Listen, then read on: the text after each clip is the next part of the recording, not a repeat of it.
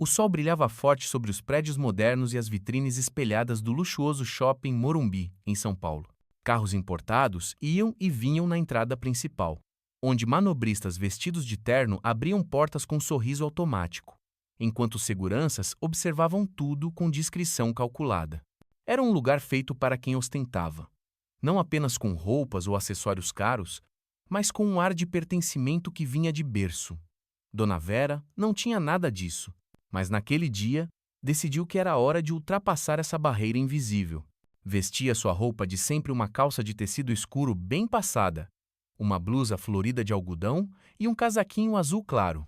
O cabelo, com fios grisalhos que insistiam em se soltar do coque baixo, revelava sua idade e sua história.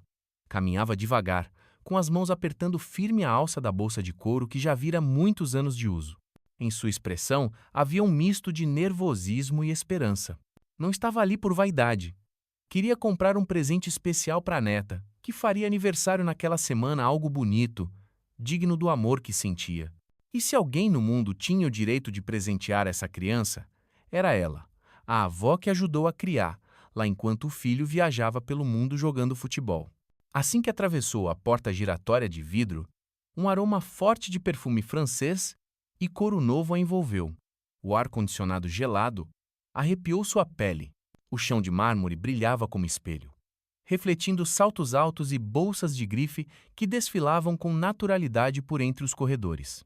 Vendedoras magras, com maquiagem impecável e roupas pretas justas, conversavam entre si com entonações baixas, interrompendo o papo apenas para lançar olhares rápidos à nova visitante. Dona Vera sabia o que esses olhares significavam. Já tinha visto esse tipo de julgamento antes, muitas vezes, mas respirou fundo e decidiu que nada faria recuar. Entrou na loja Maison Elegance, uma das mais caras do shopping, especializada em bolsas, lenços e roupas femininas importadas da Europa. Foi recebida com um silêncio que falava alto. Ninguém se aproximou. Nenhum bom dia foi oferecido. Apenas o som do salto no piso e os olhos julgadores de uma gerente de loja que a observava de longe, como quem vigia uma criança em um museu. Mesmo assim, Dona Vera caminhou até um expositor de lenços. Tocou, com delicadeza, um deles seda pura, com detalhes florais em tons pastéis. Era lindo. Sua neta, uma adolescente alegre e cheia de vida, adoraria aquilo. Esse custa 12 mil reais, senhora, disse uma voz cortante atrás dela. Era uma vendedora jovem, de sobrancelhas arqueadas e batom escuro. Falava sem esconder o desprezo. Ah! Só estava olhando, respondeu Dona Vera, com um sorriso tímido. Retirou rapidamente a mão, como se o lenço tivesse se transformado em brasa viva. Desviando o olhar, seguiu para outra parte da loja, onde estavam expostas bolsas em vitrines de vidro. As etiquetas de preço não estavam visíveis. Isso a deixava ainda mais nervosa. Mas seu coração lhe dizia para continuar. Seu filho sempre dizia que ela podia ter o que quisesse, que não precisava se preocupar com dinheiro. A senhora merece, mãe, ele dizia, toda vez que insistia em lhe dar um cartão de crédito só para emergências. E aquela era, para ela, uma emergência de amor. Com licença, disse com voz baixa, apontando para uma bolsa bege com alças de couro marrom. Poderia me mostrar aquela, por favor? A vendedora a examinou de cima a baixo, como se estivesse tentando detectar alguma fraude escondida sob o tecido simples da roupa da senhora. Aquela é edição limitada, senhora respondeu, seca. O valor é 85 mil reais. Dona Vera piscou. O valor a surpreendeu, claro, mas não hesitou. Gostaria de ver, por favor, repetiu, com firmeza. A vendedora pareceu relutar, mas cedeu. Pegou uma pequena chave dourada e, com gestos exageradamente cerimoniosos, abriu a vitrine e retirou a bolsa, colocando-a sobre uma almofada preta de veludo. Começou a descrever os detalhes técnicos: couro italiano, costura à mão, metais banhados a ouro com a frieza de quem recita uma ficha técnica e não com a emoção de quem ama aquilo que vende. Quando Dona Vera estendeu a mão para tocar o objeto, a vendedora rapidamente colocou a mão enluvada no meio do caminho. Melhor que eu segure, senhora. Por questões de protocolo. A humilhação veio sutil, mas certeira. Mesmo assim, Dona Vera não reagiu. Manteve a postura e apenas disse: acho que vou levar. É para presente. A expressão da vendedora se contraiu, claramente surpresa. A senhora tem certeza? Temos outros modelos mais acessíveis. Tenho, por favor, embrulhe para presente. A jovem pegou a bolsa com relutância e a levou até o caixa principal, onde outro funcionário, um homem de terno escuro, francês pelo sotaque, se preparava para assumir a situação. Era o gerente da loja. Bonjour, madame, disse ele, com um sorriso que não chegou aos olhos. Vejo que escolheu uma peça magnífica. É para minha neta, respondeu Dona Vera, tirando da bolsa o cartão de crédito que seu filho havia lhe dado. O gerente pegou o cartão, olhou o nome com desconfiança. Cartão Platinum, nome Vera Lúcia da Silva Carlos. Ele olhou para a senhora à sua frente e, num tom de ironia mal disfarçada, perguntou: Este cartão está em seu nome, madame? Está sim. Meu filho me deu. Seu filho é? Roberto. Roberto Carlos. O gerente estreitou os olhos. Claramente não reconheceu o nome. E quando ouviu o jogador de futebol, soltou um pequeno suspiro de desprezo. Ah, esporte? Não acompanho muito, sabe? Passou o cartão. A máquina emitiu um sinal de erro. Parece que há um problema com o seu cartão, madame. Impossível. Meu filho sempre garante que está tudo certo. Não é questão de saldo. É protocolo de verificação. Pode mostrar um documento com o mesmo nome do cartão? Dona Vera mostrou sua identidade. O gerente analisou, torceu o nariz. Aqui está escrito apenas Vera Lúcia da Silva. No cartão está com Carlos. Não é exatamente igual.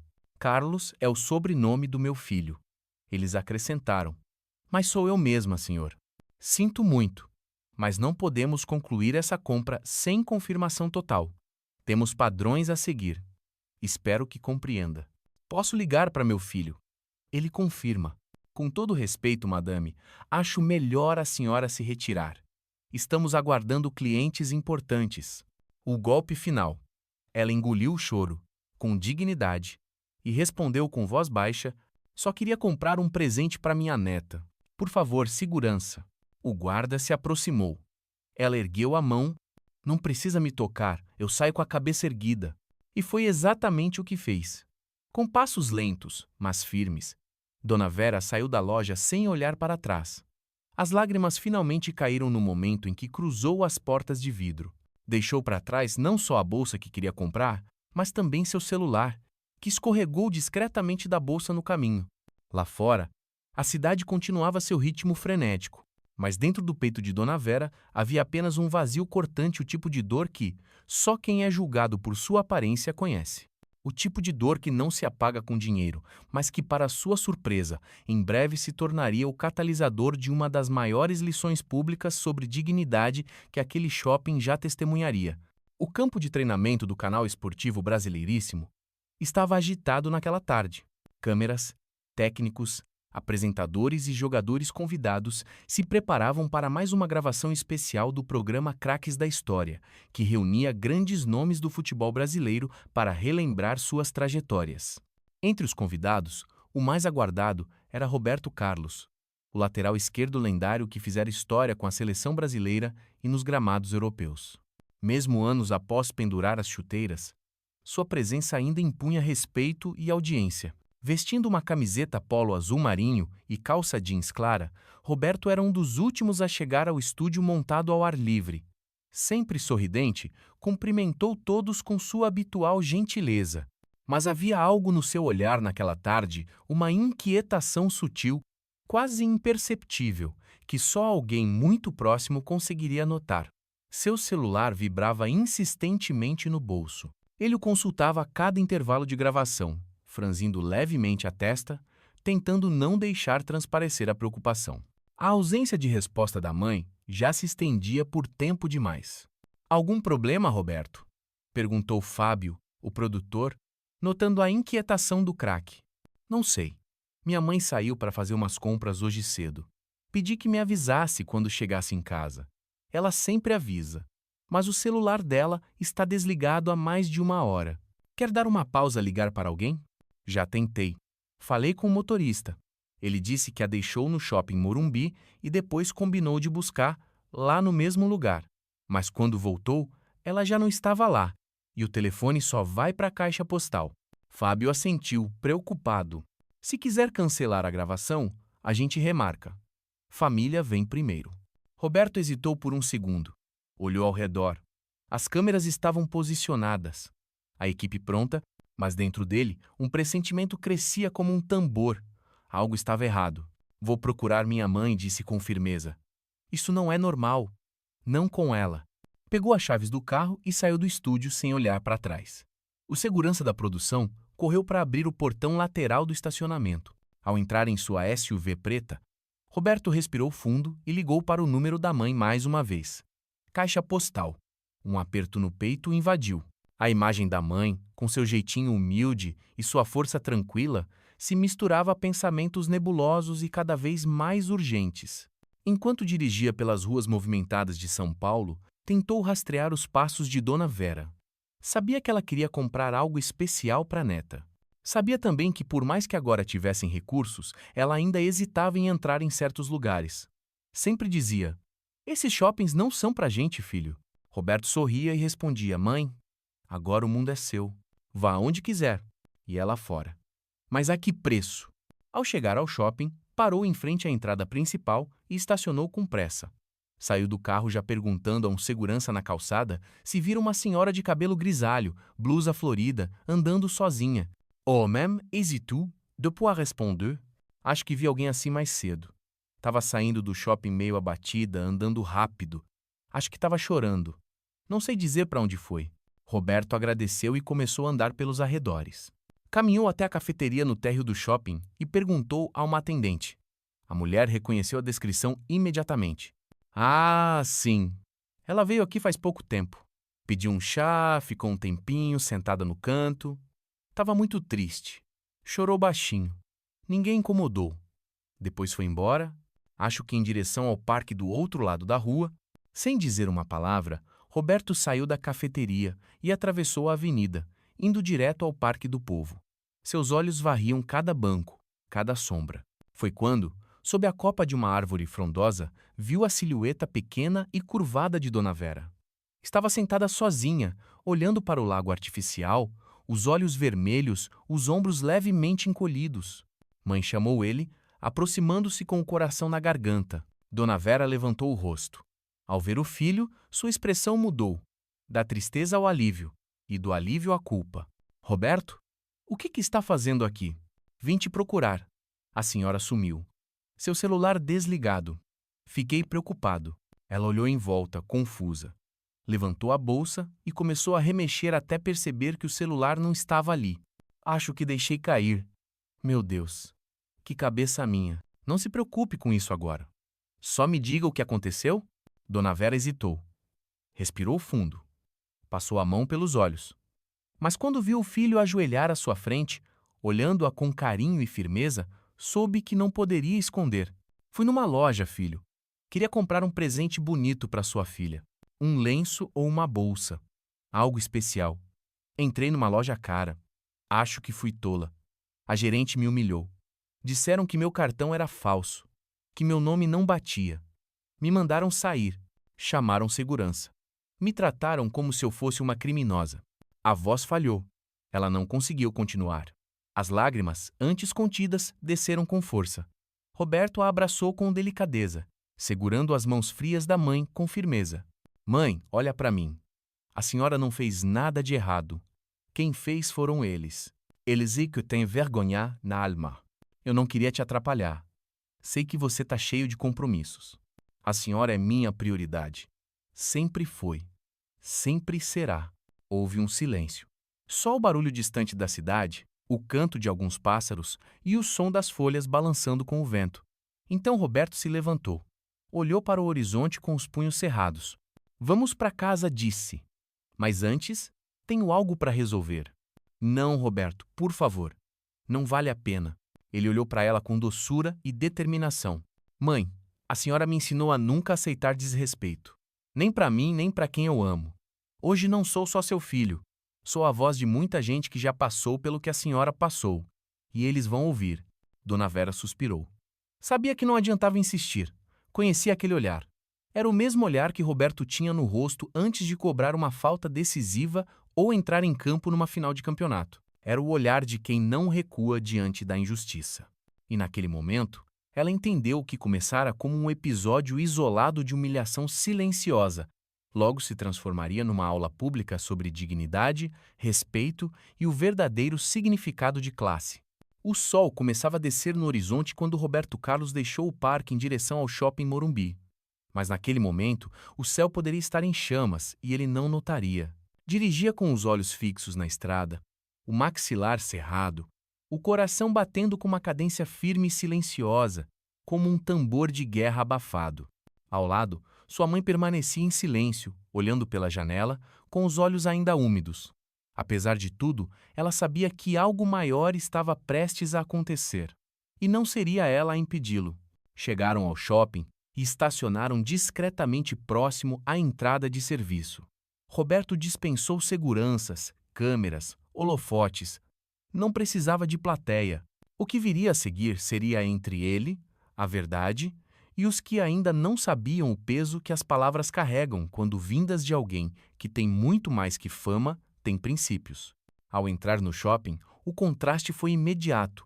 As vitrines continuavam reluzentes, os atendentes, sorridentes e os corredores, perfumados com aromas artificiais e trilhas sonoras calculadas.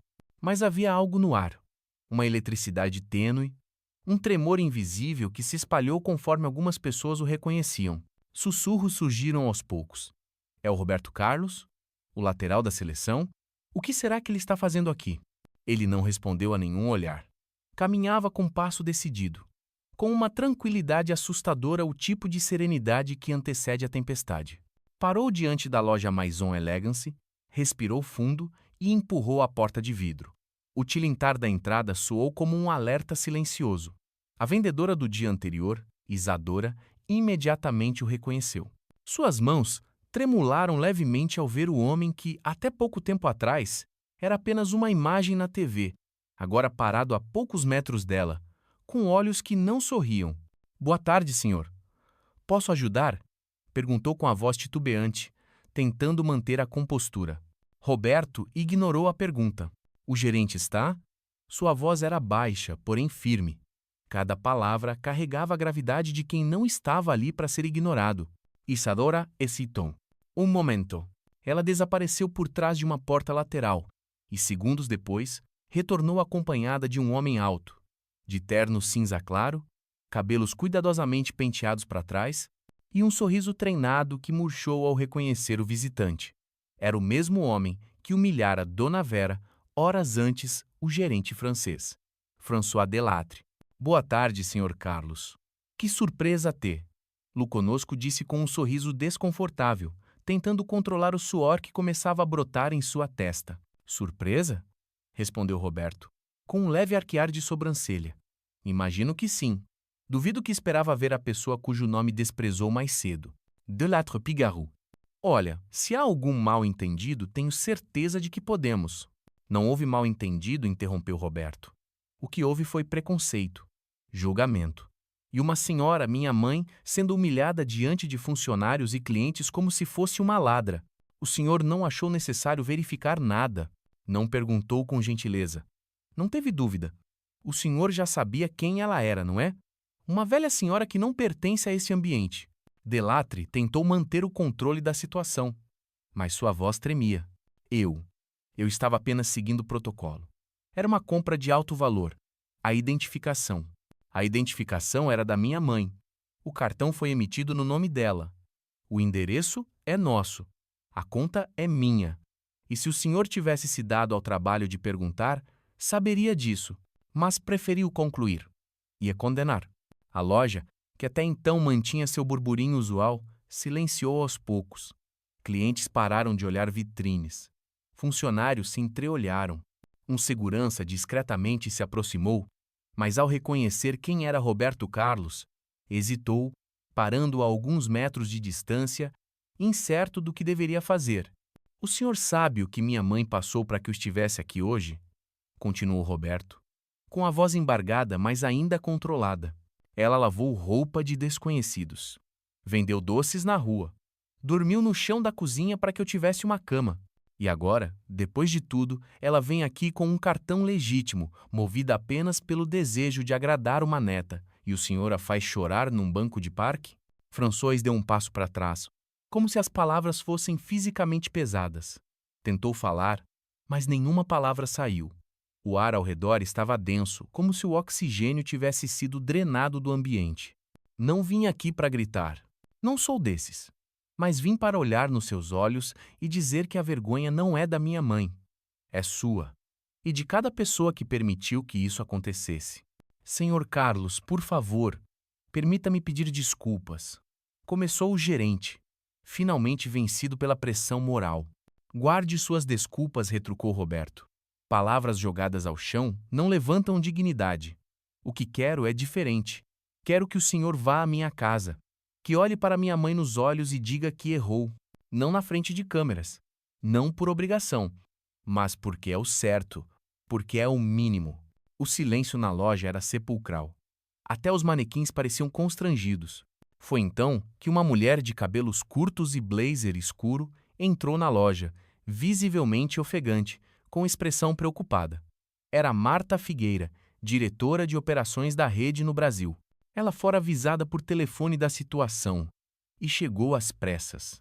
Roberto, disse ela com um aceno discreto, soube do ocorrido. Em nome da marca, quero pedir desculpas e dizer que vamos tomar providências. Não é isso que representamos. Roberto se virou para ela. Havia respeito em seu olhar, mas também firmeza.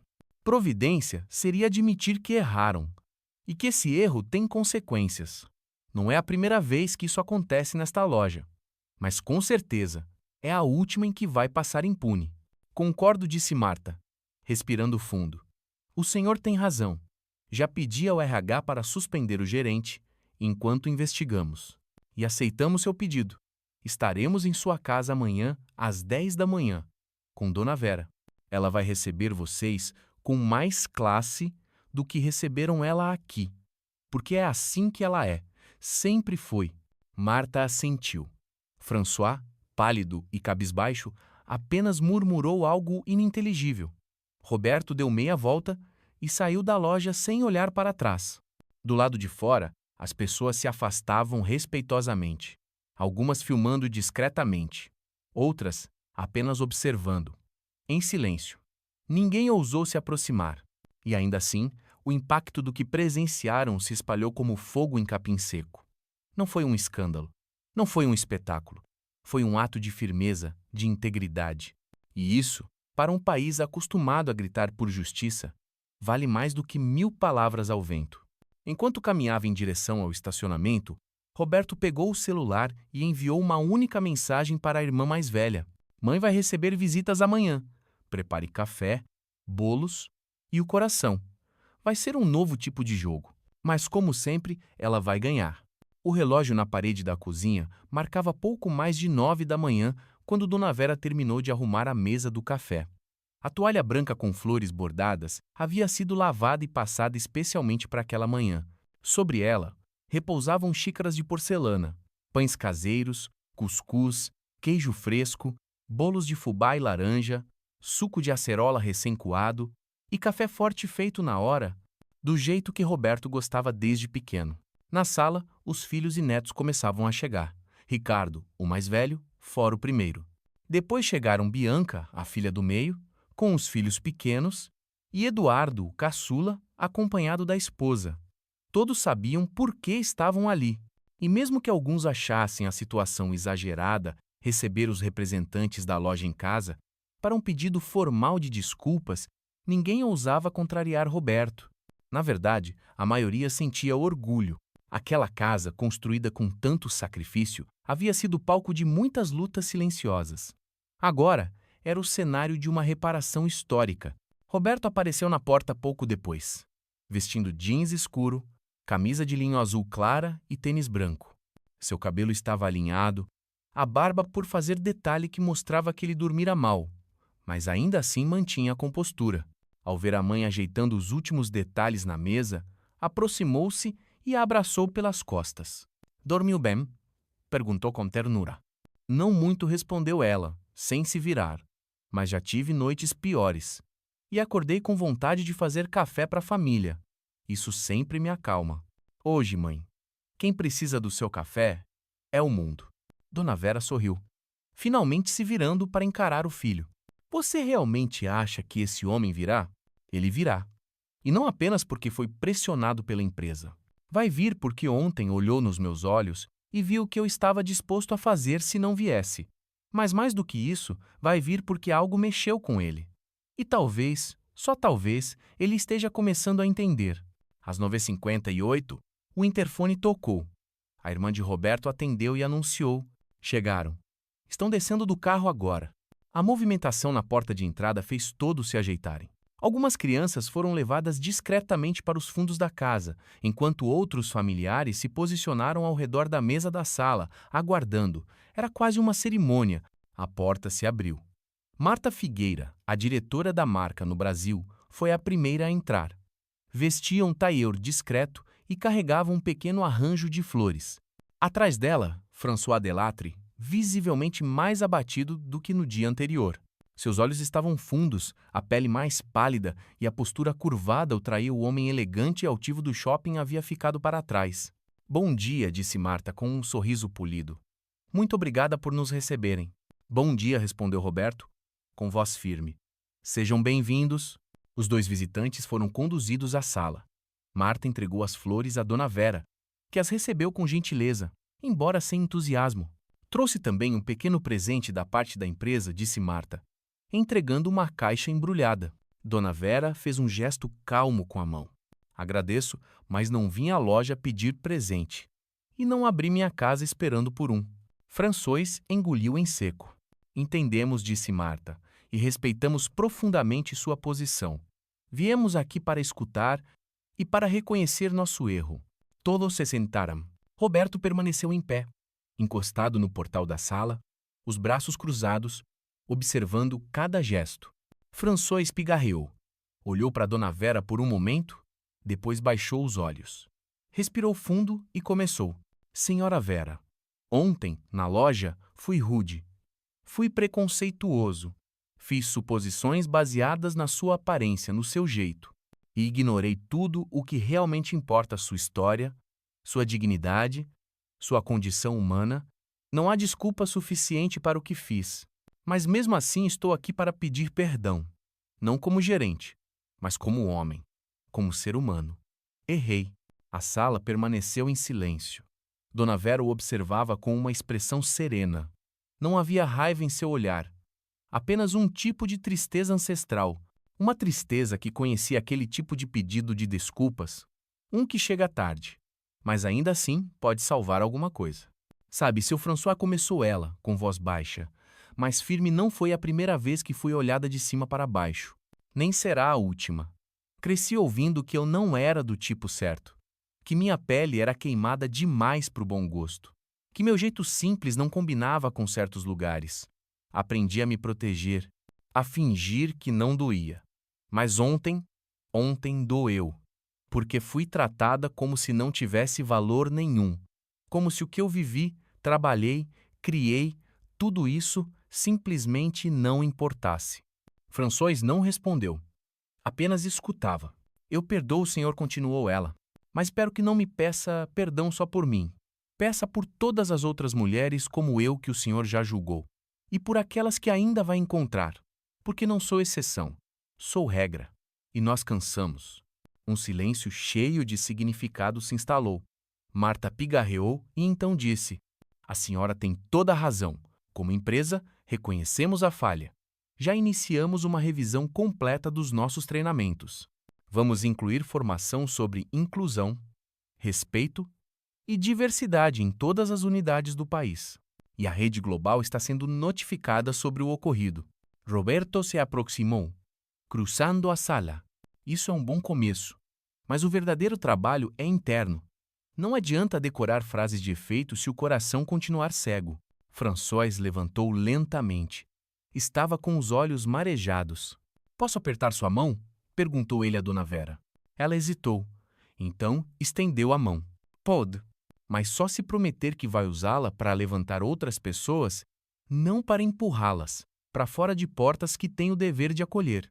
François apertou a mão dela com firmeza. Prometo. Naquele instante, sem discursos ensaiados, sem holofotes, algo verdadeiro aconteceu. Não era teatro. Não era política corporativa. Era o momento em que um pedido de desculpas deixou de ser formalidade e se tornou um pacto de mudança. Marta se levantou em seguida. A senhora nos permite tomar um café? Perguntou, quebrando o gelo com um sorriso leve. Claro, respondeu Dona Vera com a hospitalidade de sempre. Aqui ninguém sai sem comer. É tradição da casa. Seguiram para a cozinha, onde os aromas dos bolos e do café fresco dominavam o ar. François sentou-se à mesa como se estivesse num templo. Provou o bolo de fubá com olhos fechados e soltou um elogio sincero. Madame, isso é melhor do que qualquer coisa que já comi em Paris. Todos riram. O ambiente se aliviou.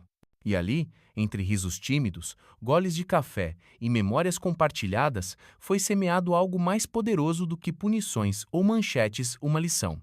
Uma cicatriz transformada em ponte. Um momento simples que, em sua simplicidade, carregava a força de séculos de resistência e humanidade. O relógio do corredor marcava pouco depois das 11h30 da manhã, quando Marta e François se despediram da família de Roberto Carlos.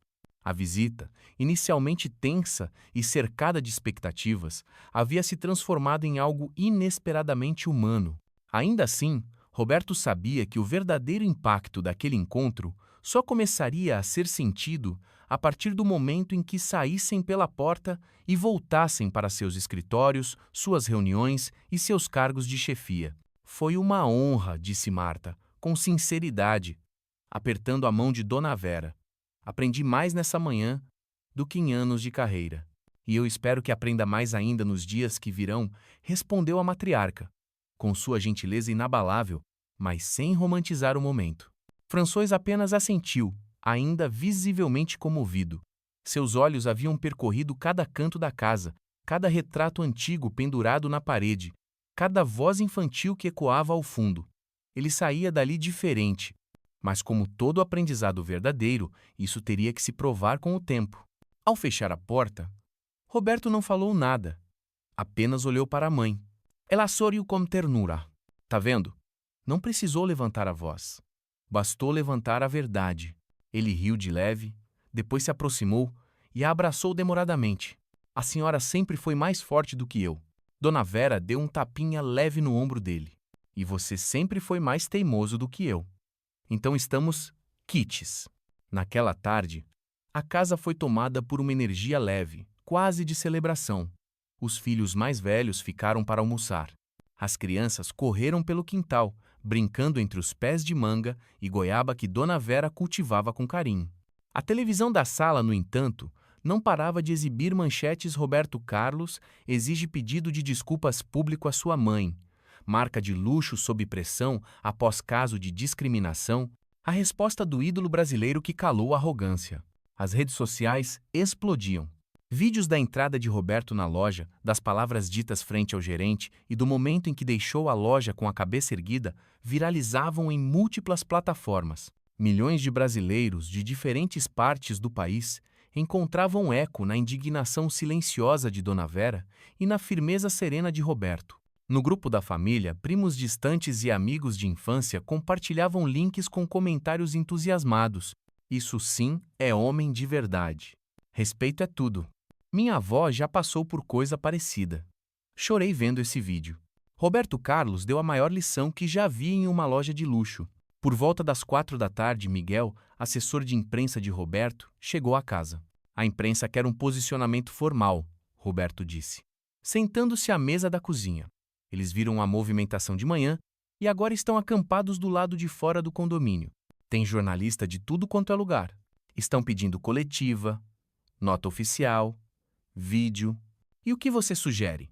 Perguntou Roberto, com a serenidade de quem sabe o poder de cada palavra dita em público. Que você fale, mas que não fale só como filho. Fale como cidadão, porque agora você é porta-voz de algo muito maior do que esse episódio. Roberto ficou em silêncio por alguns segundos. Depois se levantou, caminhou até o quintal e observou as crianças brincando. Ele sabia que Miguel tinha razão. Sabia também que havia uma linha tênue entre fazer justiça e alimentar vaidades, e que essa linha, quando ultrapassada, poderia tornar tudo banal. Mas ali naquele instante, com a brisa leve trazendo o cheiro da terra molhada, ele teve certeza era hora de falar. Vamos fazer essa coletiva, disse. Mas será do meu jeito, sem holofote demais, sem discurso pronto, e com minha mãe sentada ao meu lado. Na manhã seguinte, a garagem da casa foi transformada em um pequeno estúdio improvisado. Nada exagerado. Um fundo branco, 2 cadeiras, um microfone lapela e 3 câmeras. Dona Vera hesitou, como sempre fazia diante das lentes. Eu não gosto dessas coisas, Roberto. Nem eu, mãe. Mas às vezes a gente precisa aparecer para que outros não desapareçam. Ela suspirou e assentiu. O vídeo começou com um plano fechado nos dois. Roberto, sereno. Dona Vera, com as mãos entrelaçadas no colo, o olhar direto, sem filtro. Bom dia a todos, disse Roberto. Não estou aqui como celebridade, nem como ex-jogador. Estou aqui como filho, como cidadão e como homem que acredita que dignidade não se compra, mas se constrói todos os dias, nos pequenos atos. Minha mãe foi desrespeitada, humilhada, julgada pela aparência, pela roupa, pelo tom de voz.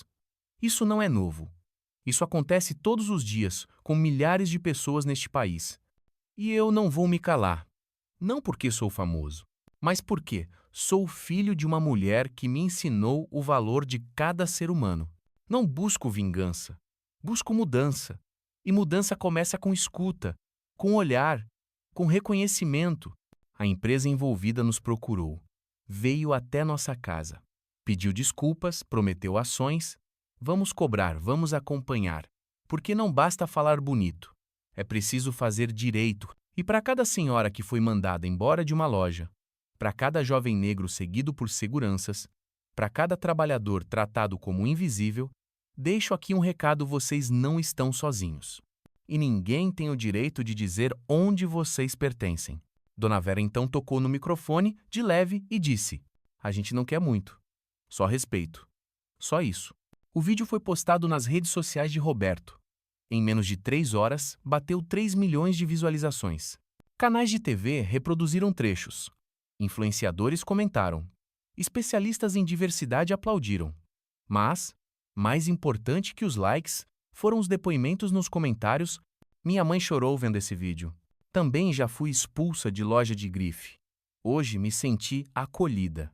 Roberto, você não defendeu só a sua mãe. Defendeu todas as nossas.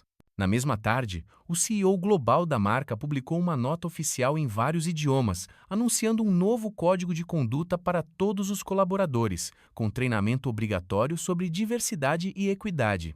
E num gesto simbólico, nomeou Marta como diretora de inclusão para toda a América Latina, decisão inédita dentro da empresa. François, por sua vez, escreveu uma carta aberta manuscrita que foi publicada no jornal Folha de S. Paulo. Nela, reconhecia o erro, agradecia a lição e se comprometia a trabalhar com organizações que promovem a igualdade social. Quando Dona Vera terminou de ler a carta no jornal, dobrou a página com cuidado e disse: ele entendeu. E isso já é alguma coisa. Roberto a olhou e sorriu. É o começo, mãe. Só o começo.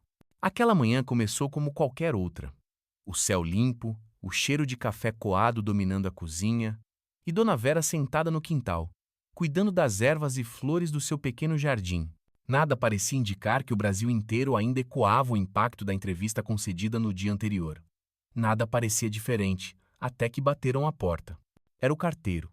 Um envelope grande, timbrado, com selo internacional. Vera estranhou. Chamou Roberto, que abriu com cuidado. Dentro havia uma carta manuscrita e um certificado. Era da Unesco. A carta parabenizava a família pela postura, pela serenidade e pela defesa pública dos direitos humanos, especialmente num país onde tantas histórias como a de Dona Vera passavam despercebidas. O certificado reconhecia a ação de Roberto como um gesto simbólico de transformação cultural. Roberto ficou em silêncio por alguns segundos. Isso não muda nada, disse, olhando para a mãe. Mas também não é pouco, ela respondeu. Porque tem gente no mundo ouvindo o que a gente disse baixinho aqui. Nos dias seguintes, o impacto da entrevista seguiu se espalhando de forma inesperada. Universidades passaram a usar o vídeo como exemplo em aulas sobre cidadania e comportamento institucional. Escolas organizaram rodas de conversa com estudantes para discutir racismo, elitismo e respeito. Igrejas mencionaram o episódio em sermões sobre empatia. Até mesmo alguns influenciadores digitais antes conhecidos apenas por danças e conteúdos superficiais passaram a abordar temas mais sérios, inspirados pela firmeza tranquila de Roberto e Dona Vera. Enquanto isso, a loja envolvida no incidente passou por uma profunda reestruturação. Vários cargos foram realocados. Marta, agora como diretora de inclusão, lançou uma campanha chamada Olhe de Novo, com vídeos, treinamentos e ações internas para desconstruir preconceitos silenciosos. O primeiro vídeo da campanha mostrava de forma tocante cenas do episódio com Dona Vera, seguidas de depoimentos de clientes reais que haviam vivido situações semelhantes. E não parou por aí. A Câmara Municipal de São Paulo convidou Roberto para receber uma homenagem simbólica por sua contribuição à promoção da dignidade humana. Ele recusou o evento formal, mas aceitou visitar uma escola pública no Capão Redondo, onde falou para 300 adolescentes sobre o que significa honrar suas raízes. Não adianta subir na vida se você esquece de onde veio, disse ele. Minha mãe me ensinou que dinheiro pode pagar uma loja cara, mas não compra caráter. E vocês têm que saber o valor de vocês, antes que alguém tente convencer o contrário. As crianças o aplaudiram de pé. Algumas choraram. Uma menina negra, tímida, aproximou-se ao final e disse: minha mãe já passou pelo que a sua passou, e ela achava que ninguém se importava. Roberto se ajoelhou diante dela, olhou nos olhos e respondeu: diz para ela que agora o Brasil inteiro sabe, e que tem gente que se importa sim. No quintal de casa, Dona Vera preparava um bolo de milho para o lanche da tarde. Enquanto mexia a massa com calma, recebeu uma visita inesperada a Larissa, a funcionária mais jovem da loja onde tudo começou. Ela estava com olhos marejados, visivelmente emocionada. Dona Vera, Ela começou, mas gaguejou. Eu queria agradecer, porque depois de tudo, eu percebi que eu também fui conivente. Eu vi o que aconteceu com a senhora e não falei nada. Tive medo, mas hoje, por sua causa, eu pedi transferência para o setor de atendimento social. Quero trabalhar com gente de verdade, não com etiquetas. Dona Vera sorriu e, sem dizer nada, pegou um lenço florido, o mesmo que ela havia separado para comprar naquele dia fatídico, e entregou para Larissa. Leve isso, eu nunca voltei para buscar, mas agora acho que ele encontrou o lugar certo. Meses depois, uma ONG chamada Mães Invisíveis foi fundada, inspirada na história de Dona Vera. A organização passou a oferecer apoio psicológico e jurídico para mulheres idosas vítimas de discriminação. Ela recusou o título de presidente, mas aceitou ser madrinha. Eu não sou invisível, disse, em um dos eventos da ONG. Eu sou mãe, avó, costureira, cozinheira, cidadã e agora sou também a voz de quem achava que não tinha voz. E foi assim, de forma silenciosa, mas profunda, que uma senhora simples, com uma blusa florida e um coque de cabelo bem preso, reescreveu a história de milhares de brasileiros. Não com gritos, não com fúria, mas com dignidade. E Roberto? Ele seguiu sua vida com o mesmo compromisso que sempre teve ser grande não só no campo, mas onde mais importa na alma. Porque, no fim das contas, como ele mesmo disse naquele vídeo, respeito não é luxo, é o mínimo.